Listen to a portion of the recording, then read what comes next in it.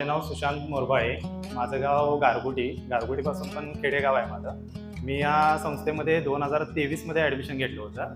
ज्यावेळी मी इथं आलो, त्यावेळी मला अभ्यासाबद्दल काही माहीत नव्हतं. ग्राउंड होतं बऱ्यापैकी, परंतु अभ्यास कसा करायचा किंवा काय असते, इथं आल्यानंतर बेसिकपासून सुरुवात माझी सरांच्याकडूनच झाली. अभ्यासाची सुरुवात जिथून झाली होती. मी ते 23 ज्यावेळी ॲडमिशन घेतलं होतं, एक बॅच पूर्ण केली. तिथून मग भरती जरा लांबली, त्यामुळे मी गावी गेलो, फॉर्म भरला आणि लास्ट इयरच्या भरतीला पण मी 1-2-3 मार्कानंतर राहून गेलो.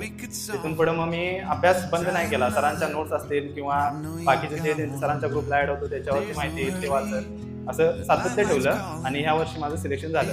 आणि ज्यावेळी 2023ला त्याच्या वरच्या बिल्डिंगमध्ये आम्ही बसत होतो, त्यावेळी जस्ट निकाल लागला होता अगोदरच्या मुलांचा आणि त्यांचा असा सत्कार चालू होता आणि आम्ही असं बसलेलो होतो. 1ची दुपारची बॅच होती.